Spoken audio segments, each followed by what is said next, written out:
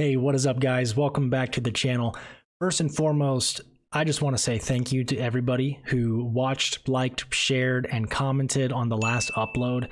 That was the first video I'd gotten to make in like 6 or 7 months, and when I uploaded it, I really didn't have super high expectations, but within just a couple of days, it became the most popular video on the channel. I think last time I checked, we're at like 13,000 views, which is just incredible. But on top of that, the comment section was super friendly. People sharing tips, hints, background information that I never knew about RE2, their experiences with RE2, be it on like day one back in the 90s, or maybe they found it later on in life. I know there's one comment that told me he and his friends dropped out of college because they were so addicted to RE2, which is incredible, I guess.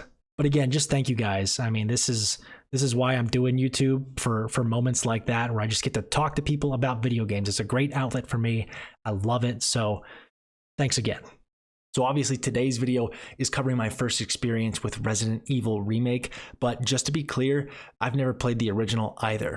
I actually had both versions available to me, and I had to make a choice as to which one I wanted to play first. All I'd ever heard online was that the remake was essentially the definitive version of RE1, so that is the version that I chose. Looking back, I kind of regret it. It would be nice to have experienced that 90s clunk first and then play the remake after the fact, but you know, I made my choice and I'm sticking to it. So let's get into a little bit of personal history I have with this game, because I'd actually tried to play it on 3 separate occasions, and all 3 times I bounced right off. I was determined to love this game, however. I considered myself a massive Resident Evil fan, and it would be sacrilegious of me to not love this game. And yet, I just couldn't do it. The mansion felt enormous and overwhelming. The puzzles were confusing enough, but now I was faced with a map design that felt like a puzzle all its own. Looking back, I wasn't taking the time to study my environment, and that would cause me to get frustratingly lost, and the constant backtracking for items that I'd left in my storage box felt like a huge chore. And the doors, oh my god, the doors. The game was slow enough. You expect me to wait 5 to 6 seconds for a loading screen every time I change rooms? My ADHD wired brain just wanted to win, and it wanted to win now. From a gameplay standpoint, the zombies weren't too tough, but the controls were driving me crazy. We talked about this in the last video, but the remake version of RE1 offers modern controls, which at the time I thought sounded amazing. No need for tank controls, which I'd heard were clunky and outdated. And your character runs by default, which felt really nice and responsive. But if you did watch my last video, you'd know that this is a terrible way to play Resident Evil. I'm not going to review every detail again, just trust me when I say the tank controls are there for a reason. They may take some getting used to if you've never used them before, but they provide the most comfortable and balanced experience once you get the hang of it. But that was it. That was my first 3 experiences with Resident Evil 1. I never made it very far, and if you're a longtime fan, you probably heard all that and just gave me a big old facepalm, and I can't blame you. I can't blame you. In fact, I'll give you one right now, just after recapping what my former self had done. Now fast forward to late last year, and I found myself with a nice clean copy of Resident Evil 2 for the N64. Convinced by my older brother to give it a chance, I dove in and found a much smoother experience. For one thing, the default option was to use tank controls, so that solved one of my major issues. But the other was the RPD itself. I found the map design to be much more manageable in RE2 for a first-timer like myself.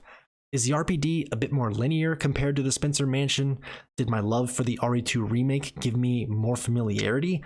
Or was I just being more patient in general? I'm not sure, but nonetheless, I found navigation to be a lot easier. And with my 2 major obstacles resolved, I made it through Resident Evil 2 with little to no hiccups. Little to no hiccups, yeah, everything went great. And this, my friends, brings us back to the main topic. With renewed confidence and understanding of what classic Resident Evil was asking of me, I jumped back into the title that gave me so much trouble. So there is no better place to start than this mansion. This dark, gritty, claustrophobic set piece. Once upon a time, it was the bane of my existence, but today, I absolutely consider it to be one of the greatest video game settings of all time. And I can assure you, I'm not just saying that to appease the RE fans watching this video, besides I am one of those fans. It's really hard for me to pin down exactly what I love most about the Spencer estate, so I'll just list them all here, I guess. For one, I love that it's such a horror trope all on its own. The haunted mansions. We're all familiar with a good haunted mansion, be it from century-old novelizations or Saturday morning Scooby-Doo. Dimly lit candles, massive portraits of long-forgotten figures that you swear were just staring at you, the sounds of thunder from above or windows clattering in the howling wind. It's such a classic, maybe even bordering on vintage at this point, and I love it. The depth of this area is also something to behold. Sure, you have the house itself, but what about the courtyard, the underground dungeons, the abandoned cabin up on the hill, cave systems, graveyards, and what would Resident Evil be without its twisted laboratory? As I was playing, I kept wondering, when was this going to end? Not that I wanted it to, of course. I was just amazed that this map kept going and going. Another aspect I love about the mansion has to do with the journal entries and environmental storytelling you spot scattered about. More than most RE titles, they do a really good job fleshing out the going-ons of the Spencer estate prior to the outbreak. Whether you were a member of the R&D team or a helpless test subject, I really felt like I could imagine them all wandering around the halls and offices, preparing for their next experiment, which ultimately led to an even more interesting setting than what was already there. Of course, the most famous of these notes has to be the diary left behind by an Umbrella employee who found himself slowly succumbing to the virus. The more he writes, the more detached he becomes. By the final page, the only words he can express on paper are those of pain and primitive desire to feed. Itchy, tasty. You find his zombified corpse in a nearby closet. Maybe he ended up there by chance. Or perhaps he was trying to make some semblance of an effort to contain the monster that he was becoming. Notes like these are spread all throughout the game, so I'd be curious to know if you guys had any favorites, or maybe there's some lesser known entries that you'd like to talk about down in the comments section. I'd love to hear it. So now we've got some more story to cover, but let's take a little break and talk gameplay. So this time, to prevent myself from getting lost, I made a concerted effort to memorize the layout of the mansion. Instead of running blindly from hallway to hallway, I decided to run the same lap over and over again. Starting on the first floor, I'd clear rooms from east to west, head upstairs and do just the opposite, eventually making it back to where I started on the first floor. Doing this repeatedly let me get more familiar with the mansion's layout, and each repetition revealed new key items and locations for me to think about during my next loop. I'm not sure if the game intended for me to do this, but it kept me on track and making steady progress. Of course, the mansion is full of puzzles, each of which felt challenging but intuitive. I think there was only one, maybe two occasions where I legitimately felt stuck and needed time to marinate on a possible solution. In fact, there is one key item that I'm hoping you guys can help me out with. The wooden mount. The wooden mount. I found this thing probably 30 minutes into my playthrough and never used it. Never found any use for this thing despite my best efforts. In fact, I remember at the end of the game, we're running through the laboratory, the alarms are blaring, the place is about to blow. And all I can think about is, I've still got the fucking wooden mount in my inventory. When is this thing going to come into play? How is it going to save me in the 11th hour?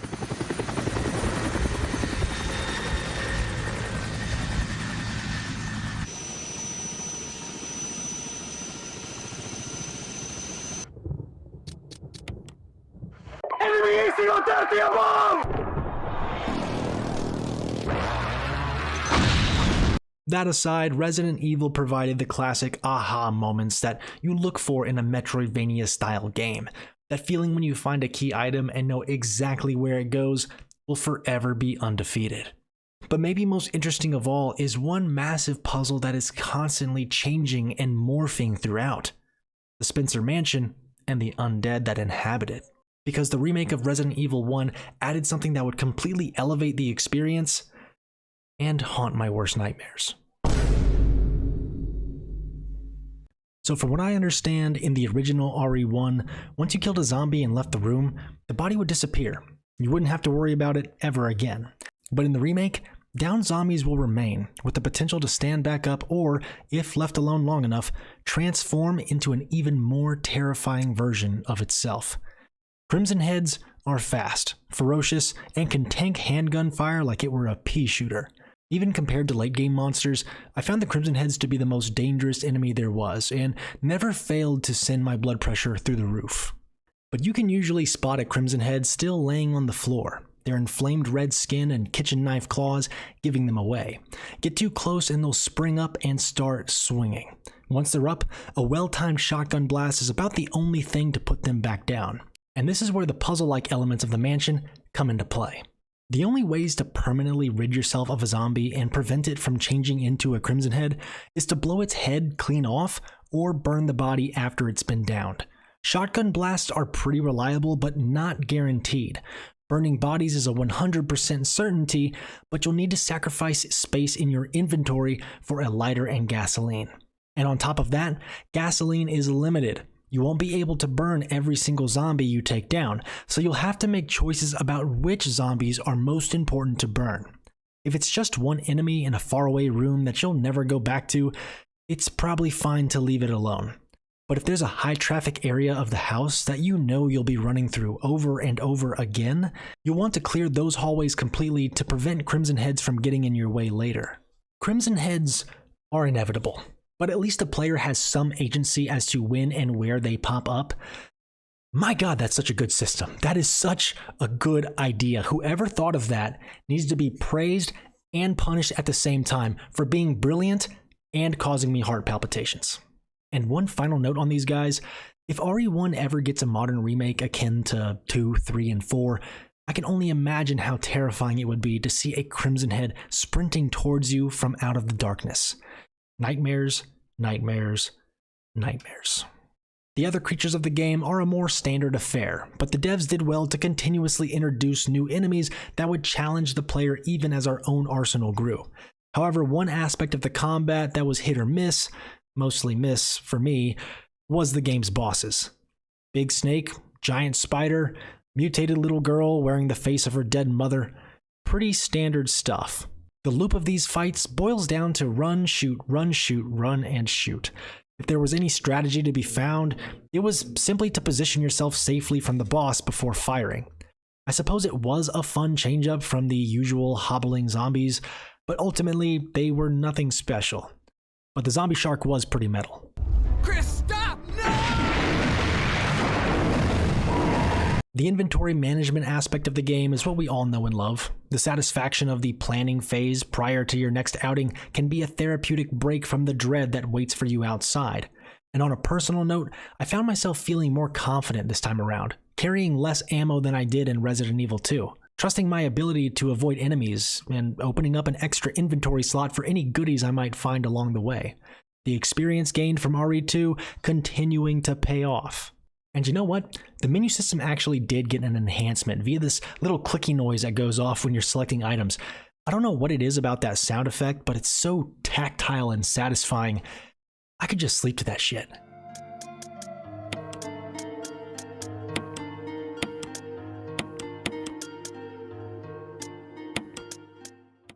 All right, what else? Oh yeah, this game is absolutely terrifying. A feeling of dread and isolation should come as no surprise. Just being stuck in a place that feels like danger is lurking around every corner, because it is, just has your entire body clenched up all the time. And I think the updated visuals help with this a ton. It's amazing what some modern lighting can do for the creepiness of any given area. You compare it to the original, and obviously it's night and day. I played the Switch port of this game, but I'm pretty sure it looked this good back on the GameCube as well. The benefits of utilizing the fixed camera. Developers can focus on each scene with greater detail, touching up only what the player can actually see and interact with, which pays huge dividends. And speaking of the fixed camera, it is used masterfully here. First off, each camera shift could be clipped, framed, and hung on a wall. Every scene is put together like individual works of art inside a haunted gallery. This angle in particular was so creative. You see a zombie while running down a hallway and initially stop to raise your weapon, but then realize it's only a reflection from a tilted mirror, and what you're seeing is an enemy placed around the corner. Just a really fun detail I wanted to point out.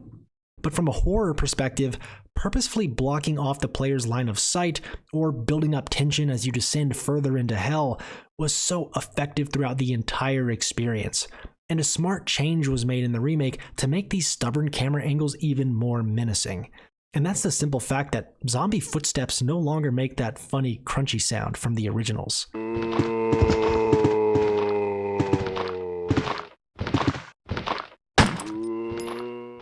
Even the Crimson Heads, who can sprint down hallways, make barely any noise at all when doing so. Unknowingly running into a zombie mid-camera change is instant jump scare material. Alright, so just imagine me screaming like a small child right there. Yes, sir. Yes, sir. That was a good one.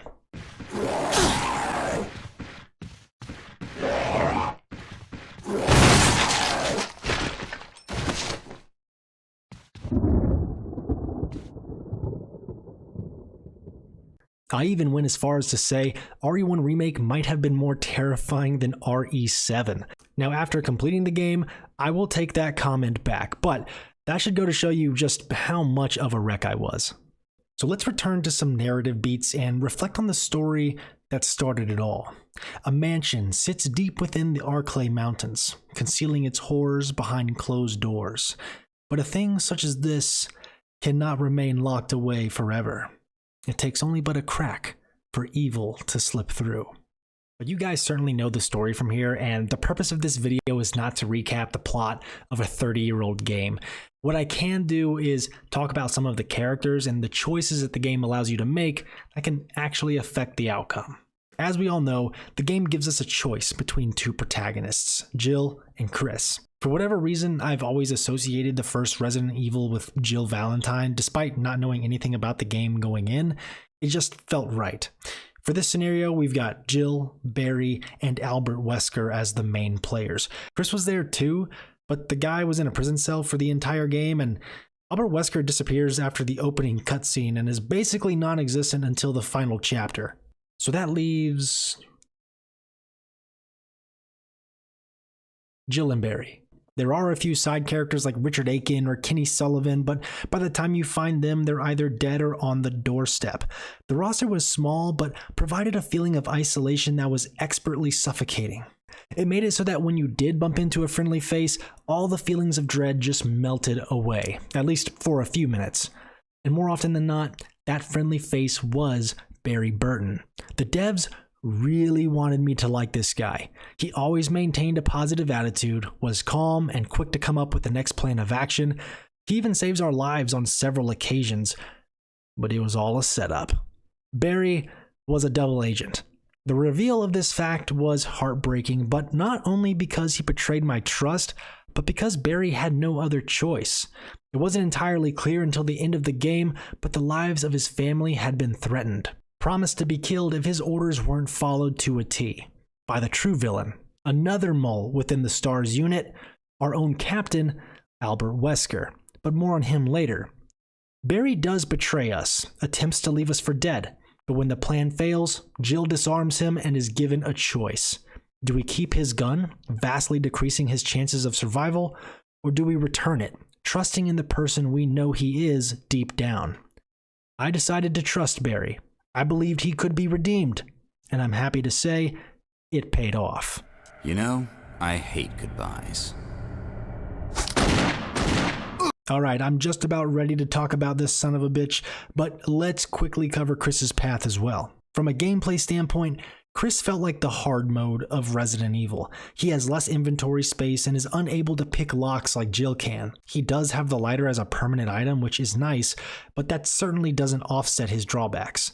Story-wise, Chris is paired up with Rebecca Chambers, a member of the STARS Bravo team who had been stuck in the mansion for days prior to the events of this game. She's painted as a bit of a frail character whose main benefits are her medical genius and cute little bubbly face, but the fact that she survived for this long, completely on her own, tells me that she's pretty hardcore. Welcome to the Salty Spittoon. How tough are you? How tough am I? How tough am I? I had a bowl of nails for breakfast this morning. Yes, so? without any milk. Right this way. Sorry to keep you waiting. But Rebecca is to Chris what Barry was to Jill, just without the backstabbing. A friendly face, a helping hand, someone to break up the resident horrors. And side note, I've still never completed Resident Evil 0, which I know Rebecca is one of the main characters, so more of her story to come on the channel, possibly.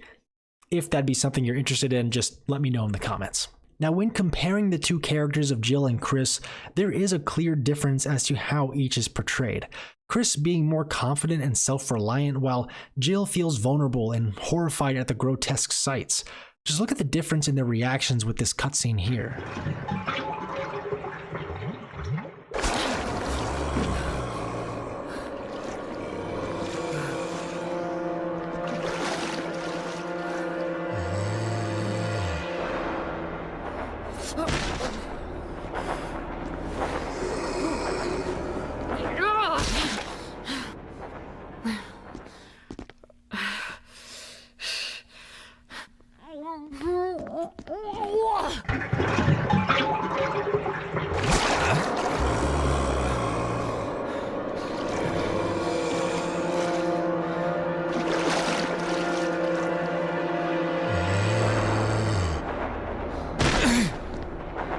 Jill falls over, smashes the zombie's head in, then vomits all over the floor, whereas Chris takes a few steps back, draws his weapon, and shoots the thing dead. Jill is also frequently saved by others, while Chris is typically the one doing the saving. I think Jill's storyline was a bit more impactful for me, as by the end of the game, she turns into Billy Badass, whereas Chris more or less stayed the same. And so our crews finally meet at the end of this nightmare, just in time for a villainous reveal. It's magnificent. Alright, let's talk about this motherfucker. So, as iconic of a character as Wesker is in the series, I really don't have much to say on him. He's a sneaky fellow with a cool pair of sunglasses. He double-crosses the good guys to work for Umbrella, but then double-crosses Umbrella to serve his own needs. Does that make it a quadruple cross? I don't know, but I'm going to be honest with you. Wesker does virtually nothing of interest to me in this game other than a short villainous monologue right before the final boss. So you tell me, when and why did Albert Wesker become so popular of a character? Because I really expected him to be a larger driving force in this game. But with the journal entries, environmental storytelling, the occasional cutscene with good old character exposition, I thought the story of RE1 really was fantastic. Gameplay aside, the narrative and mystery was constantly pushing me forward. I never knew which room might uncover some much needed answers or reveal a secret passage that would lead to more tantalizing questions. I felt the antagonists could have played a more prominent role, but that's more of a personal feeling, not an objective criticism. Overall, I absolutely loved my first ever experience with the Resident Evil remake, a title that's sure to stand the test of time and one that I'll be revisiting again and again. But first, I should probably go back and play the original. But that's all I've got for my very first Resident Evil experience. But now I'd like to hear about yours and whether or not I hit all the key notes. If I missed anything, please do let me know. But with that, like, subscribe, share the video around, and I'll catch you on the next one. Peace.